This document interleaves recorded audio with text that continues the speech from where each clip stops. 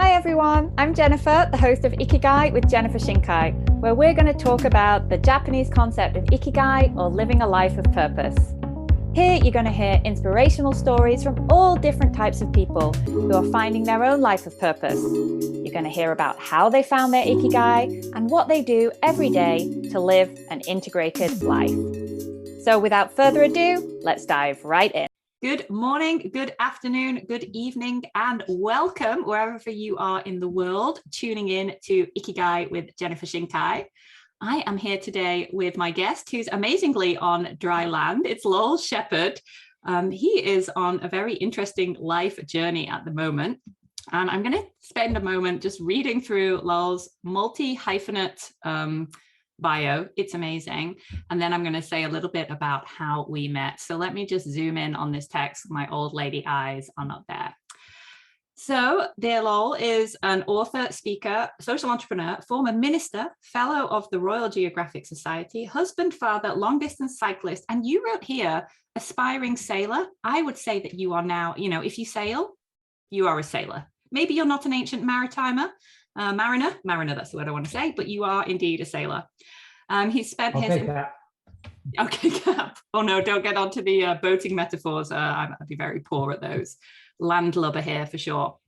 He spent his entire adult life working with established NGOs and many NGO startups. And as founder of Hope International Development Agency Japan, Lowell has seen the growth of Hope JP to be in the top 2% of charitable organizations in Japan with the coveted Ninte certified tax deductible status. Yes. And for the last 20 years, he's worked as an informal advisor to companies and boards in the areas of ethical decision-making, thought leadership, with a focus on community legacy. And he's dedicated much of his life to social and environmental improvement projects. I scroll down, it's very impressive. As an author, his book, Never Too Late, was published in 4 languages and was the catalyst for his latest social enterprise called the Never Too Late Academy, of which the flagship course is called Daring to Realize Your Dream. And he moved onto a sailboat 2 years ago in Tokyo and is currently sailing full-time around Japan, training for his solo crossing of the Pacific. And his voyage is being documented by the History Channel, and the pilot is being aired. It says in 2022. Is it? Maybe there's been some changes on this, I think. There has been some changes. We'll get into this bit. This was a bit, I was like, is this accurate now? But we'll dive into it. But here it goes. Okay. And he found out about these many other people, never too laters. So he started the Never Too Late Academy to help others gain the courage to realize their dreams.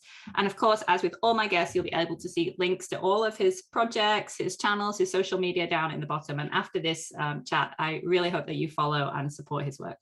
Amazing. But we met, as we were saying, today we're recording on March the 11th, which is a very momentous and sad day in Japanese history, the day of the triple disaster in Tohoku. And we met just after that, because at the time I was working in the same company as your lovely son, Ryan. And I was remembering, as I was preparing for this, I gave him some advice. He asked me like, oh, Jen, what should I do? My internship's about to finish. Should I go back to university? And I was like, yes, Ryan, you should go back and finish it. Recruitment will be here. Just get that degree. You've seen how people just, he ignored me totally, and he's having an amazing life. So thanks, Ryan. Don't ask for advice. You don't want to keep, I'm only joking. He's such a great guy, and I'm so happy for him. Anyway, but we met around that time because Wall Street Associates, a company we were working for at the time, was supporting Hope. But then we got more connected. We had the corporate sponsorship and these lovely dinners and kind of nice fundraising, but we got more connected after the disaster because Hope was arranging a domestic sort of supplies and volunteer project. And I was working in marketing at the time, and I was like, what can I do? Like, I can't start, hey, who wants a job? It just wasn't the right tone. It wasn't the right thing to do. But we had this huge network of candidates and clients all around Japan and people wanting to do something. And so we partnered up. And I remember Jeff got in a van for you. Jeff Manjapane got in a van and drove up to Tohoku, and you shared the information, and we could use, our network to support those people. And that's when we first got to know each other, if I remember correctly. Yeah.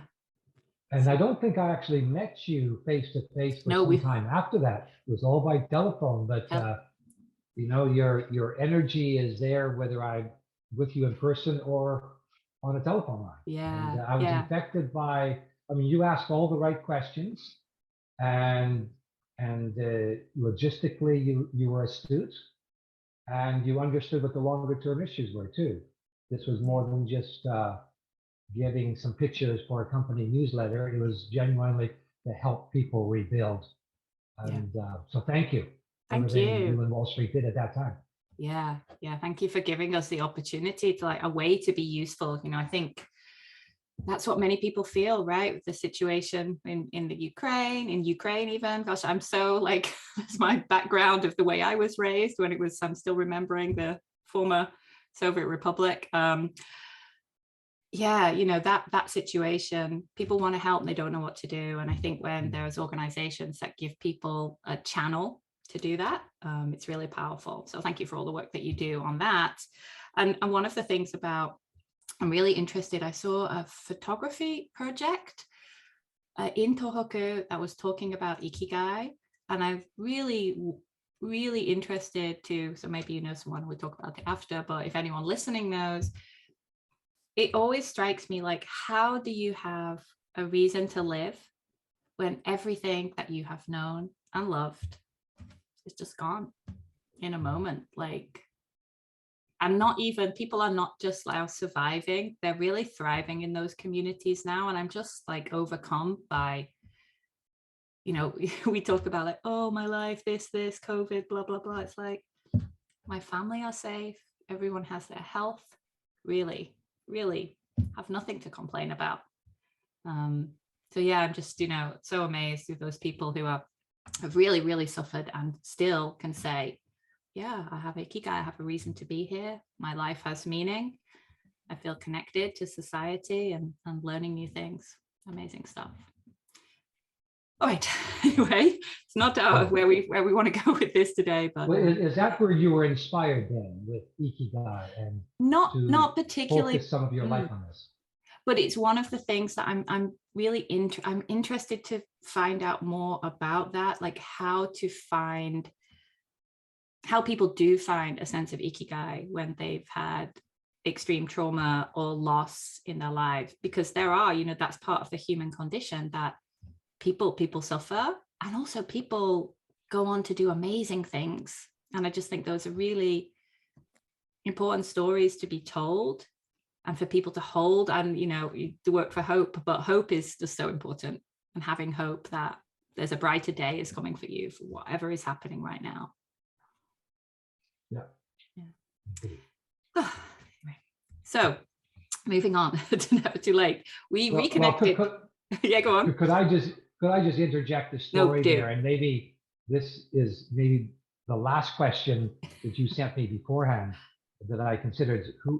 Who else inspired you for Ikigai, etc. So speaking of hope, you know, most of our work is outside Japan. And in fact, when this happened 11 years ago, within hours, I was having hundreds of emails to Hope, what are you going to do? And I kept saying, you know, we're overseas development. We can't deflect any of our resources. Otherwise, we create more victims. So I was saying, give to the Red Cross. So that's the only mechanism at the time.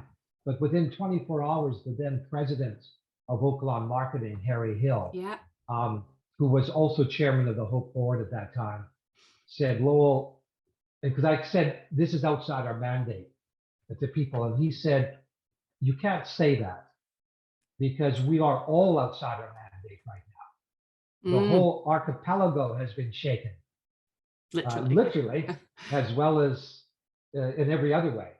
And so he said, because of that, and because Oaklawn Marketing trusts Hope, I've just left a board meeting. This is Harry talking. And on Monday, we're going to deposit the yen equivalent of $1 million into your account. And then he mentioned himself and Robert Roach and Nakamoto, the three principals in Oaklawn. Together, they're going to give another $500,000. And they were challenging all their suppliers to donate to Hope 1% of whatever Oaklawn had spent the year before. It came to about $2.5 million, which meant that, and he said, and we just want you to get up there and do things within the HOPE framework, protocols, values. And if you do see a drop in funds coming in for overseas projects, you can also use that to top that up. Right. And to me, it was, you know, it was enlightening to me that they're enlightened donors is how I describe them, because they saw what the issues are and they genuinely want to help. But that's kind of just a setup to say, a lady you should interview sometime is the director of Hope in Cambodia, Kim Lee. She stands about 5 feet 2 inches tall. She's a powerhouse. She was forced evacuation from Phnom Penh back when the Khmer Rouge came in. Within 6 months, at the age of 12, within 6 months, she had lost all of her family. And 3 years later, they were trekking to the forest between Phnom Penh and Pursat province on the edge of the Cardamom Mountains, moving at night under the control of the Khmer Rouge. She said they were like ghosts walking through the forest just every few meters. And she was now like 15 years old. They were reduced to drinking their own urine for water. And on that night, she was walking thinking, like, this is not life. This is not living. I should take my life. And then she had her epiphany. Said, no, I'm going to survive this so I can help my nation recover and never experience this again. And that became her Ikigai. Literally the next morning, that was her Ikigai. So I even get a tingle thinking about her. She's like a sister to me now. Oh my goodness. As she was walking at age 15 and having the epiphany, I was actually in the refugee camps on the other side of the Thai border working with Cambodian refugees. And it was a really dark place. Yeah. So she and I have had a connection now for over 20 years. So I recommend, and she speaks good English, as well as French and Vietnamese. Wow. And Khmer. It'll be an English interview. Sorry. No, that's amazing. And I think, yeah, you know, when it really comes down to it, like, yeah, Ikigai it's that there's always another option, right? Yeah. We always have an option as humans with agency. We can do what we want, and I'm so glad that that's the option that she chose, was to survive and to move forward, and that's, yeah, it's powerful. Like, the world is just full of amazing people, you know. I think the guests I've had on this, and I'm remembering, you know, we reconnected in 2020. I think it was around May. It was like there was a little dip in COVID, and Angela Ortiz's book was launched. Oh yes. And that's when you told me about your wild. We all went to a party for the We all went to a party and were like, hello, can I touch? Shall we? What do we do? Yeah, it was like a brief opening, and it was amazing. And and you spoke and supported Angela. And you shared about your wild sailing plan. So let's get into that a little bit, about like where you are in your life now. Tell me about Wahine. Is it? I'm just pronouncing it right? Wahine is my boat's name. Yes. Yes. Tell me about this new woman in your life, and what's going on, Lowell? Well, that woman in my life, my boat is currently tied up in Fukuoka. A year ago, last weekend, I left Tokyo and became full-time cruising around Japan, training for my solo Pacific crossing. And I started off this year really bumpy. The boat nearly sunk, rescued by the Coast Guard, had to get repairs. And so I decided to take the month of March off just to have a break. It was getting pretty cold on the boat anyways. I got the repairs done. She's ready to go. And also the last few months, we've been trying to film the pilot for the History Channel series. Right. And at first it was going to be Amami Oshima in October. And then there was the Kadorishi, which was the lava pumice fields floating down from the new island formed off of Tokyo last August. And it clogged up harbors. So then we diverted to Nagasaki Goto to film in January. I arrived 3 days into the film crew, and then Omicron numbers rose, and the mayor said, "Dame." So then we pivoted to Ikijima. I said, I can be there in a day, about 65 kilometers. But on the way to Ikijima, is when I had an incident at sea, boat nearly sunk, and there's a video on my YouTube channel if people have any interest in that. So now the boat's repaired. I had to get towed all the way to Fukuoka, get it up on a crane, and I've taken a month off. And we're filming the pilot for History Channel next month on Ikijima, April 19th to 23rd. I'm not sure when it's going to be aired. Originally, if we had filmed in October, it had been aired in Golden Week. Right. So, but, as a child, let me just say, and I hopefully none of this is boring, but I'll make it very short. I was a mildly autistic child. At that point, I don't think autism was talked about. So I was described as having a speech impediment. I couldn't talk till I was 3 years old. I was socially awkward, and now we know it was mild autism. But the dividend was I thought a lot. Like, I still can't talk properly. And I stumble over words, and it's reflected in my bad typing as well. And the more syllables a word has, like the word syllable has 3, it's like a graphic text I have to read in front of my eyes. So growing up, I learned to compensate for it, but also because I was socially awkward, I read lots of books and I thought a lot. And that's when some dreams were conjured up.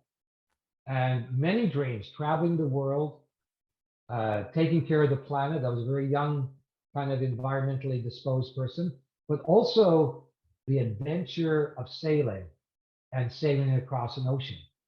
And I've sailed a bit over the years, a little bit in Europe. As a teenager, I did dinghies.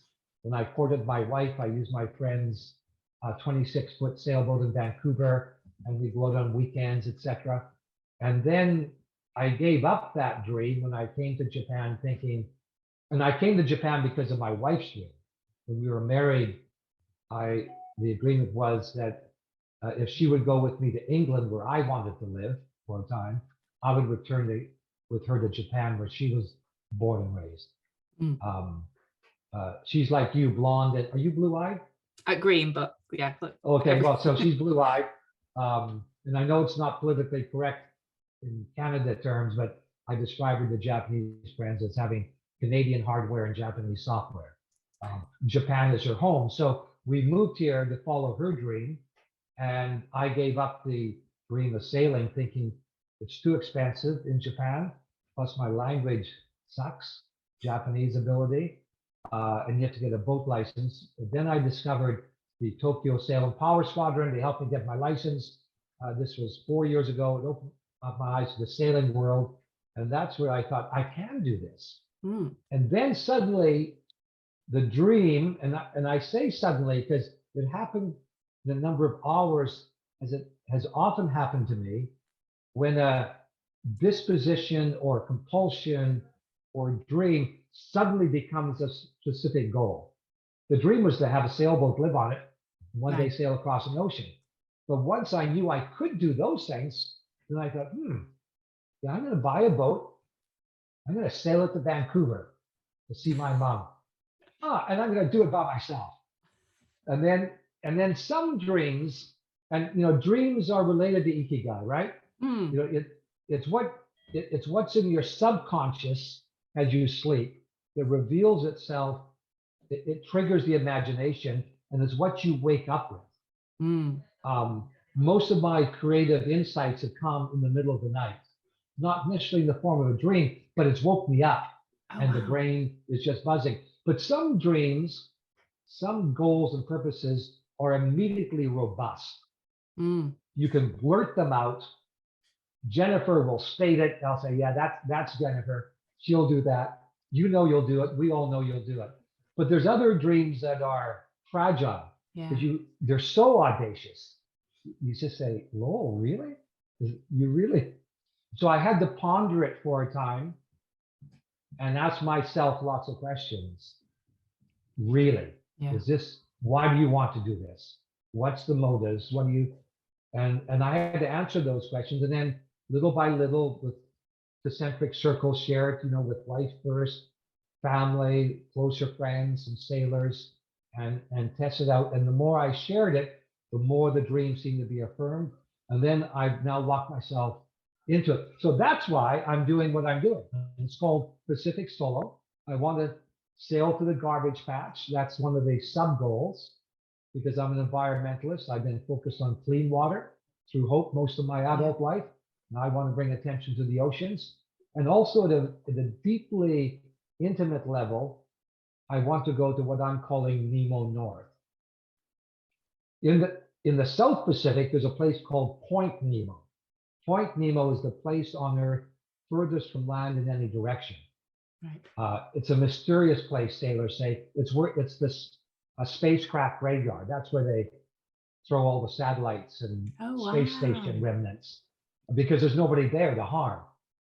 So I was intrigued by that. And so I had a mathematician friend help me figure out the coordinates for the similar place in the Northern Hemisphere. North Pacific, furthest from land in any direction. I called it Point Nemo. No, not Point Nemo, Nemo North. I'm very like Finding Nemo is just going in my head. Just keep swimming, but you don't want to swim. Just keep sailing. And Nemo North to me is something deeply, and it's private, although I'm happy to talk about it, but it's kind of spiritual. It has Ikigai texture to it because I realized my thrill is not getting to Vancouver. That's where I'll finish the voyage, but really it's to get to that point where I'm so alone, where in Immanuel Kant talked about what evokes reverence and awe is looking up and looking within. Well, I've added something to that. I want to go to a point where I consider the expanse above, the mysteries within, and the terrors below, because I'm scared of the deep. And I don't want to stay there. I'm not a monk. I have become a very social person. I've lost the awkwardness, I think, anyways. At least I'm comfortable with people. So I want to return to all my relationships. But to me, at this point in my life, that's important. Although I can say I've already had many Nemo North moments of solitude, at sea, on the boat, terrifying moments. And in some ways, I'm feeling, what's the right word? I haven't achieved it completely, but the spiritual experience I was looking for has been, I've had those moments. And, then some people will ask me, the two questions people ask me most about this is, what does your wife think? And that's asked in a variety of ways. Does she love you? How big is your life insurance policy? But the other question is, are you scared? And I say, of course I'm scared. I have a particular philosophy of fear and failure where they're not enemies, they're friends. And they're constant companions with whom you have to work out your relationship. But also, to quote somebody else, in terms of this specific goal and dream, the fear of not doing it is now greater than the fear of doing it. Yeah. So it hasn't always been my Ikigai, but now the fact that I'm going to sail across the ocean solo, or even sail from Shikoku to Kyushu, that's something that focuses you because the stakes are high. And I want to mitigate risk, but it gets me up in the morning. Wonderful. So many things. And I was intently listening and didn't take my normal notes. So I'm trying to remember what I wanted to pull back on. One was, you talked about you said Nemo North has the texture of Ikigai. So what's the texture of Ikigai to you? There's just such a beautiful phrasing. Well, they resonate with each other. They're cousins, because when you wake up, what is your life's worth? What is your legacy? What causes you to roll out of bed in the morning, which I think is the cultural usage of that term. It means you need, Ikigai is a magnet. It draws you. It draws you out of bed. It draws you to your computer. It draws you to go out for the run, to do the marathon, whatever steps are involved in realizing your purpose in life. It's a magnet. It draws you into all of that. And Point Nemo to me is a magnet. Like I can't, and not many people talk to me about it because the context isn't Ikigai number one, but it just sounds so quirky and idiosyncratic. Oh, I love it. And they don't get it. I think it's magical, actually. It's magical. You're right. And I think there's a magic in Ikigai. Yeah. It is something that, Paul Dupuis, who we both know, yes, and we were talking informally about before. Hi, Paul. He was saying, Lowell, you need to be known as the Shoshin guy. And my Japanese is lousy, so what's that? He said, beginner's mind. And what I'm realizing, particularly at this age, what also gets me up in the morning, every morning, is there's so many things to learn. Yes. And I discovered in reading about Shoshin, is not just about having a disposition to always trying to be better and learn, but the Shoshin concept is also the excitement of a baby discovering something. Yes. Like walking for the first time, or learning you can do this, or having an insight. And I'm not trying to become known as the Shoshin guy, but I'm living the Shoshin life. Like what wakes me up every morning is that I have to learn so much to accomplish this goal, that the learning is the journey, not just the physical movement through water. I love it. And there's actually a framework that was, I think, came out in about 2012 from some researchers, Imai, Osada, and Nishi. And it's recently been validified or verified in English as well. But it's called the Ikigai 9. And 3 of the points are so relevant to what you're talking about. So there's 9 different points you can kind of use as an assessment to kind of measure Ikigai across these different dimensions. And the 3 points I feel are so relevant to what you're talking about Shoshinka and like the beginner's mind is, I'd like to learn something new or start something new. I'm interested in many things. Oh, actually, there's 4 here. My life is mentally rich and fulfilled, and I would like to develop myself. And I just think those really encapsulate what you're just talking about. This, here I am. You sailed for a bit when you were younger, you didn't for a long time. And then now it's not like you're just kind of, going out on a little dinghy. This is a serious commitment to learning. Like there are facts, there are skills, there are rules. There's just a whole ecosystem to understand.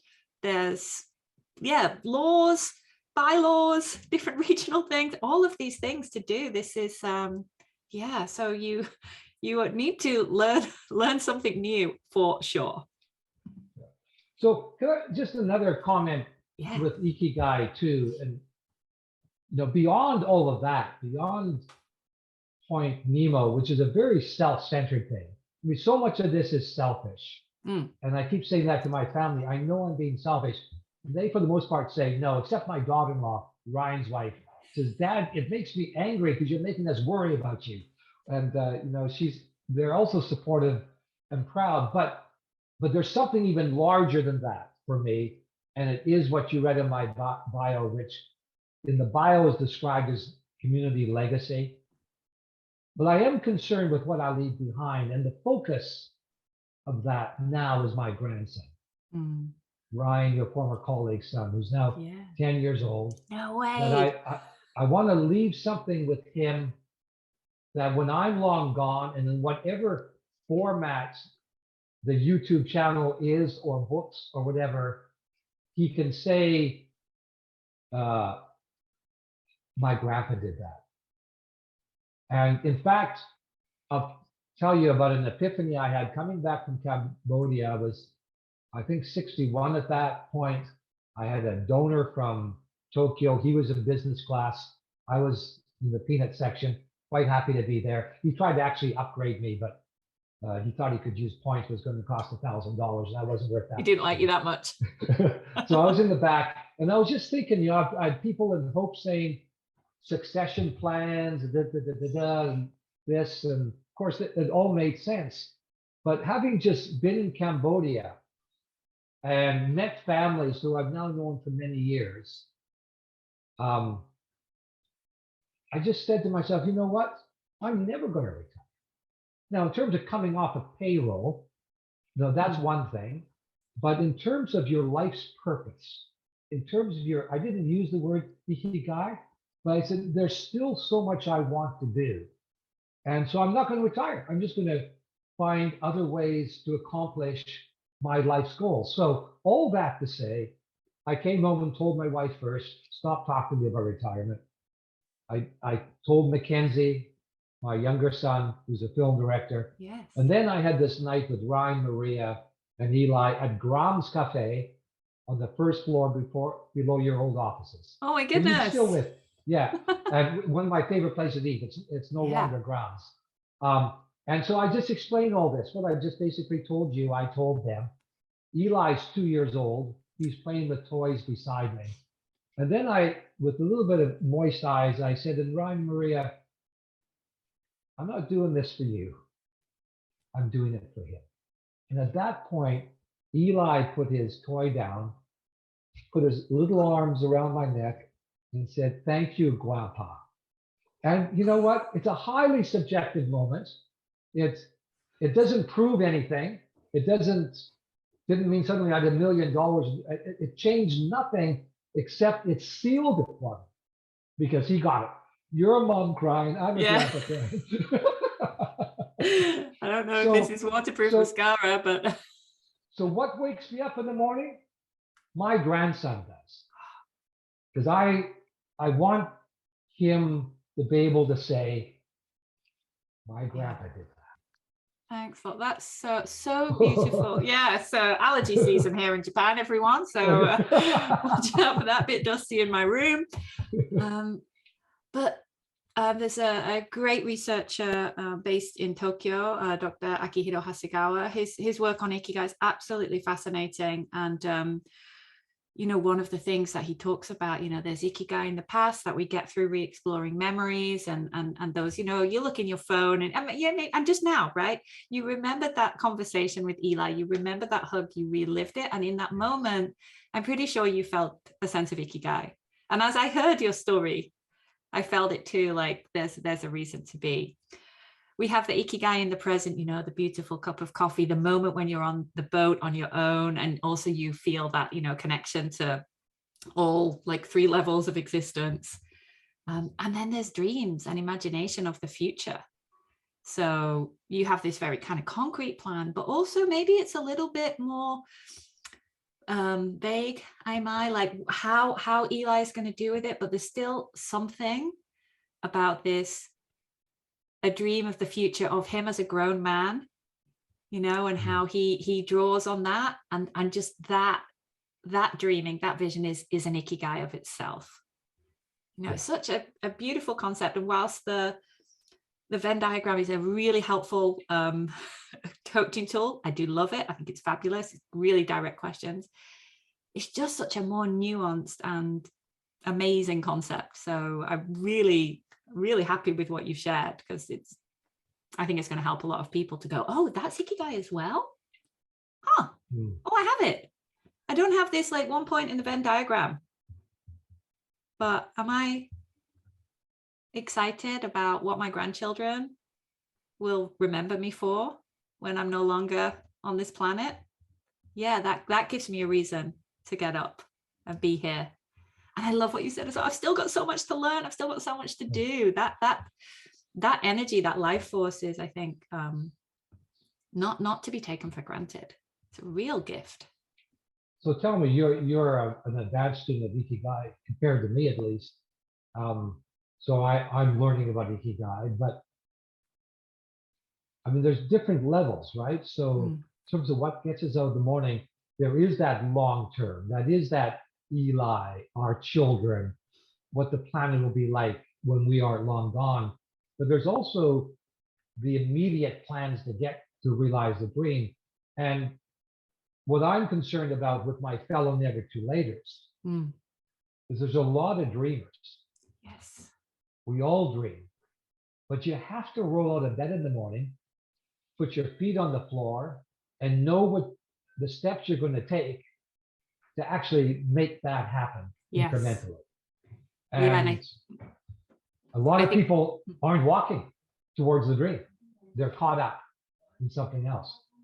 Yeah. Sorry, we've got a very noisy delivery man outside shouting, even though we've got an intercom. My husband is handling. Sorry about that. Yeah, I think that is the other piece, right? Like, because we can have the dreams, but yeah, we have to sort of move into this action. And that's what, Never Too Late Academy is about. And there was a very interesting data point that you shared on an interview with your brother. And you said that the YouTube was telling you that most of the people visiting your site or visiting YouTube were men in their 40s to 60s. Like that was your core demographic. So what is it about that specific demographic that your message of Never Too Late is really calling to them? Well, first of all, the demographic has changed slightly. It's still a very small YouTube channel, just shy of 3,000. And at that point, I think it was 1,000. So, and at that point, I think it was 92.4% male, because YouTube, once you're a partner, it gives you all those analytics. Yeah. Now it's still about 2/3 that. 65, 70%. It varies video to video and how far back you go. So I have more 24 to 35-year-olds. I have more women, and for some reason, women in Singapore. I don't know why that's happened. So there's something about that theme. But I think so. I don't know the question, other than there's a lot of men like me who still, we're living longer lives, and in the West at least, there's an abundance of resources. And even somebody like me, my life in the nonprofit sector, I didn't have a mountain of cash to throw at this, so I've had to find ways to fund it. But I'm in a place where I can do that. I can get sponsors, etc. And so there's a lot of like armchair sailors, particularly, say, "Oh wow, yeah, I want to do that one day. I'm going to watch this guy." But I also think there's in the West, particularly, and there's a version of this in Japanese society, which I'm trying to understand more. But with men in the West, a lot of men have never really come to believe they're men, and the root cause, I think, is we've elasticized adolescence. The word adolescent is only just over a century old. Arnold van Gennep, an anthropologist, created the term to describe what he saw as a widening period between childhood and adulthood. Right. And then the word teenager was invented by American marketeers after the Second World War, kind of common knowledge, and marketing dollars went to exploit this gap. And I raised two sons, and I was intrigued by Nelson Mandela's Rite of Passage. This book I read at the same time when I was involved in some research about the effects of video games on adolescent boys in England in the early 80s. Right. This is when video games were cassette tapes. Yes. And the question was, is there video addiction? So a number of organizations, including Levi Jeans, funded a research project, and it was non-conclusive. They said, we can't find real evidence that there's video game addiction among boys between the ages of 12 and 15. But we do see some signs of it among the fathers of those boys, which that then caused me to begin to look at the role of the puberty rite of passage. And I wrote a book about it called Boys Becoming Men. And in fact, the Never Too Late book, it was also part of that. It was going to all be one book to begin with. And the publisher said, no, let's do two different books.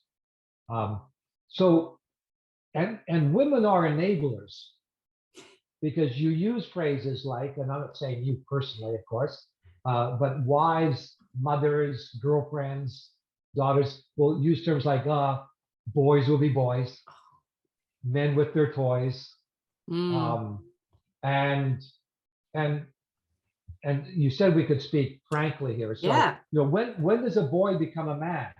Is it when they leave high school, get their first job, lose their virginity, college, or get their driver's license, etc.? My assumption is, and I didn't write a book about girls, so I know nothing about girls. The only girls in my life is my wife and 2 daughter-in-laws, but I didn't raise any.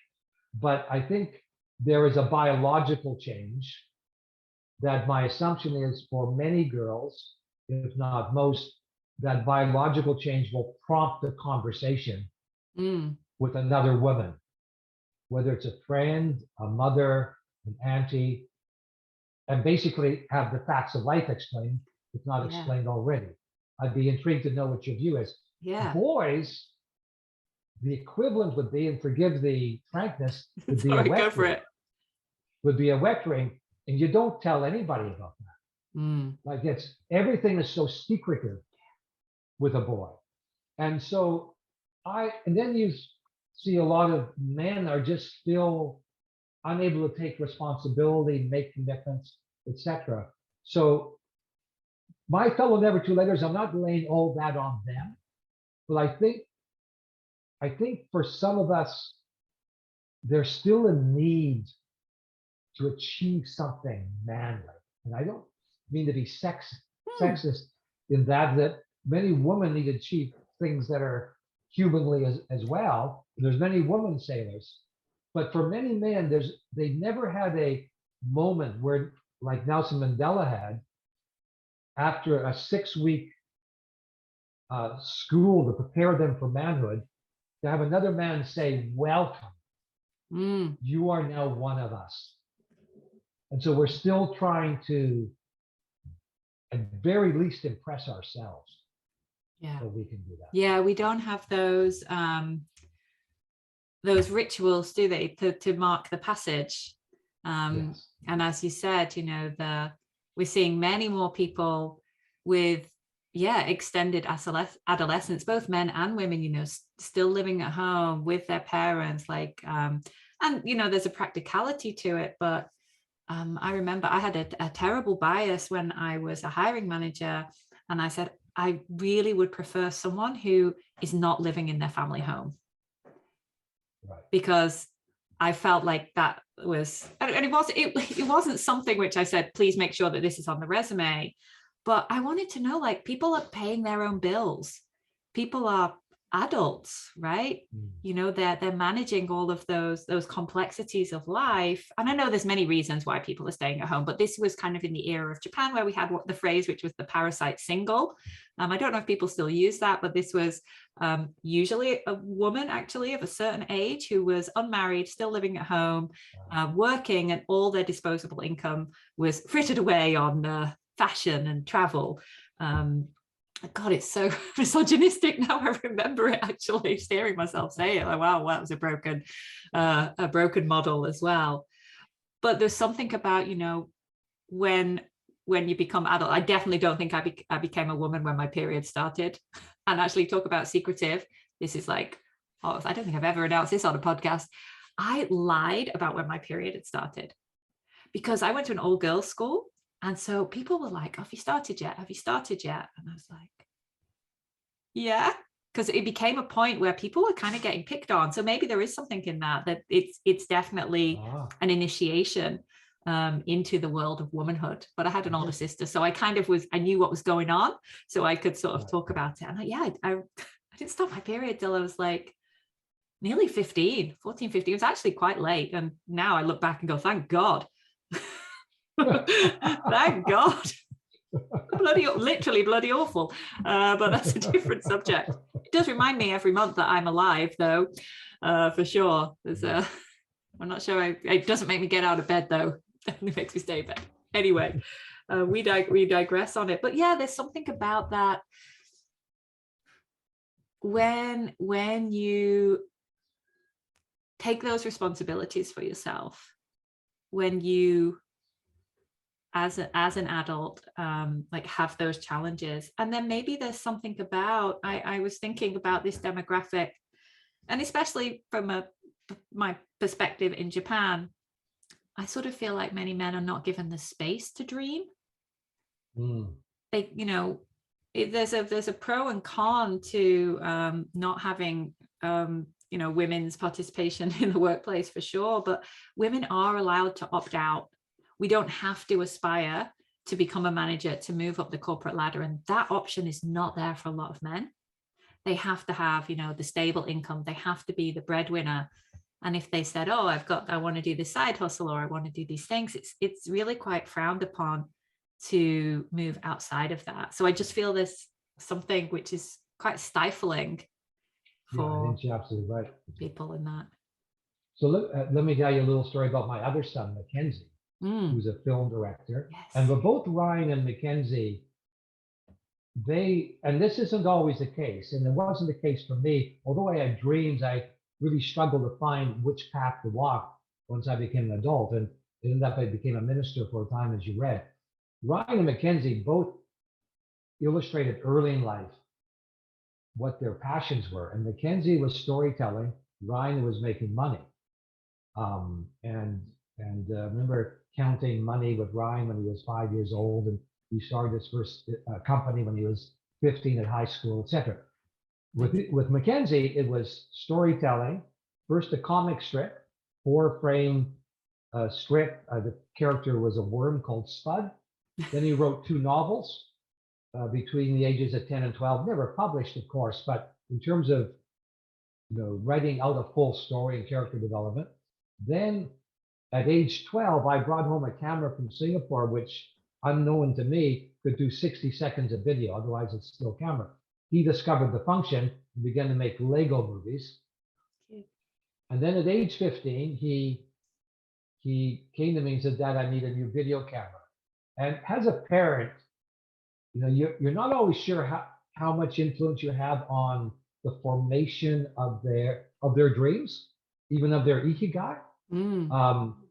But I've never shared this publicly before. I don't think Mackenzie will mind. I've never heard him share the story, so maybe it didn't have as much effect as I think it did. But he came to me and he said this, and I said, well, have you found the camera? He says, yeah, I have. I said, how much is it? He said, $5,000. And I was kind of like, you, oh. I said, how are you going to pay for it? And then he went, oh. And then I saw a moment as a parent. And I said, Mackenzie, you know, there's a lot of people who are talented, who have creativity. This goes back to the stifling conversation, the issue that you raised. And you know, whether it's playing sax, oil painting, writing books, movie making, whatever, for whatever reason, they never make a living from it. And as a result, by the time they're 30, 35, 40, 45, it's been squeezed out of their lives. And they have some regret and they miss it, even though they may suppress it. And I said, and I think sometimes they do it because they assume they can't make money from it. Others are snobbish. And they don't want to prostitute their talent. They don't want to taint it with putting a price on it. What I do is priceless. But so there's a number of reasons, but they end up not being able to do it anymore.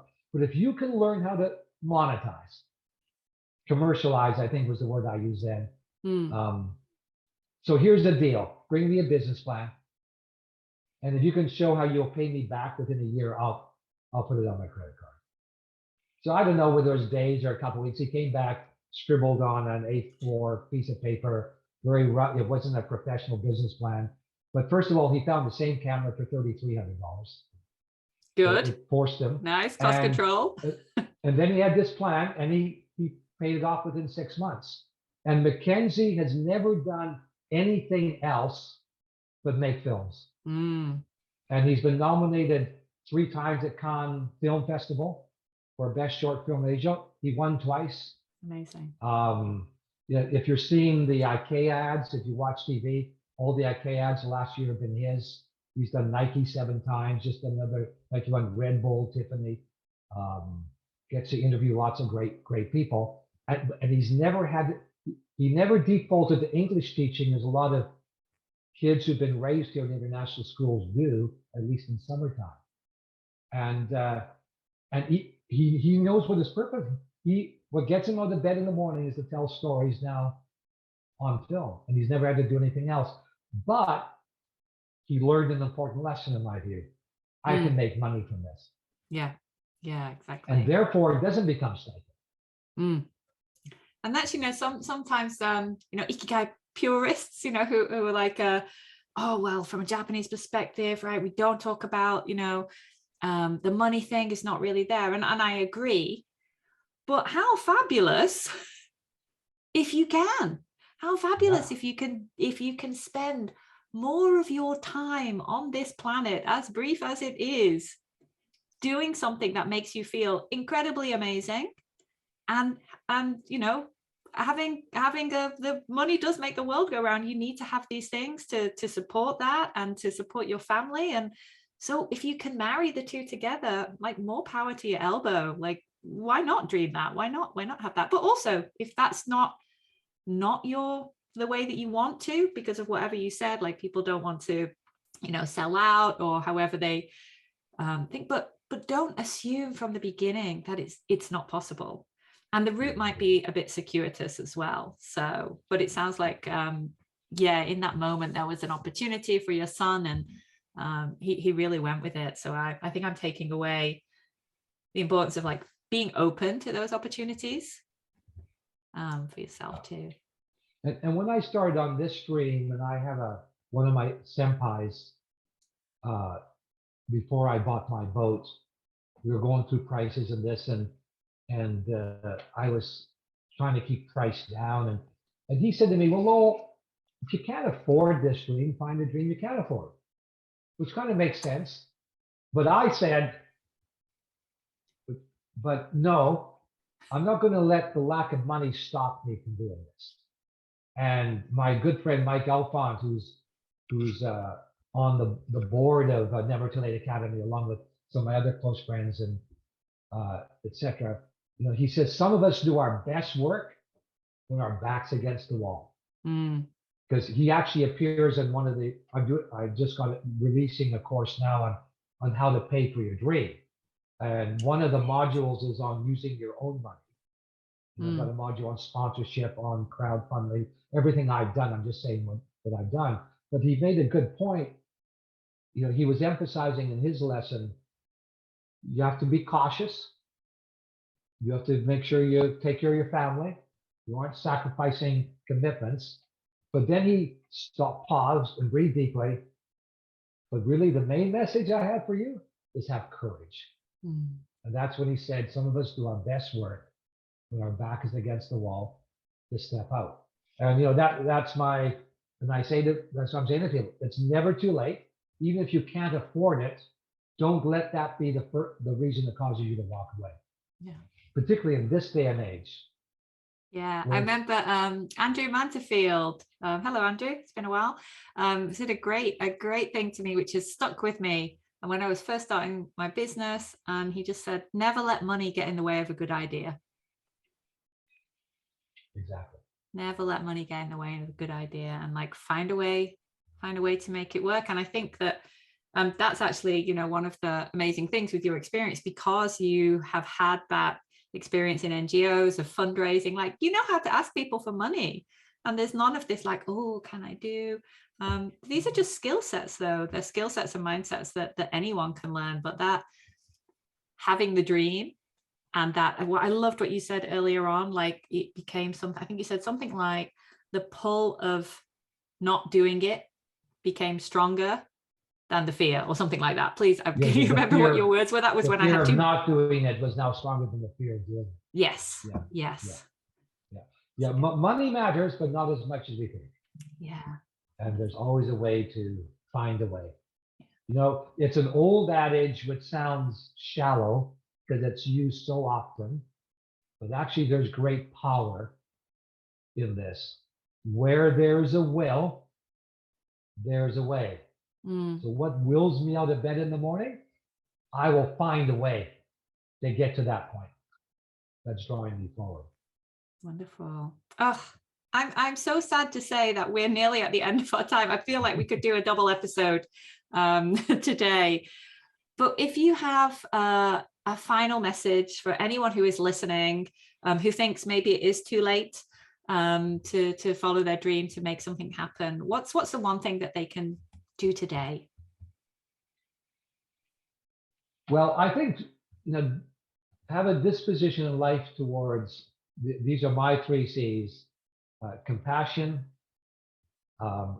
curiosity, and courage. And nourish those things. And to young people, I would also say it's never too late to start early, right? So like Mackenzie didn't wait till later in life to pursue his dream of being a storyteller. He started at a young age. And in Never Too Late Academy, we simply want to help people discover the courage and the tools to realize their dreams. And yeah, I mean, I could talk on and on, but. Yes. And if people want to hear more of you talking, they can follow you on all the channels. They can sign up to the program. They can get it direct from the horse's mouth. Everything is available. And yes. Jennifer, I didn't ask you this beforehand, but actually we have a campaign, because this is a year since I began to actually realize my dream by sailing full time. I'm giving away 100 copies of my book, Never Too Late. And all that people have to do is, if they see it on Instagram or my YouTube channel, just say yes in the comments. Oh yes, then I'll post it privately. Well, I'm happy to say the same thing on your podcast. Once I've got rid of the 100, I don't have any more. But happy to make it the same offer to your. Wonderful. All right, we'll make sure we get that in the show notes, and everyone can have their chance to do it. I love the message that you're bringing, Lowell. I think it's so inspiring and so important.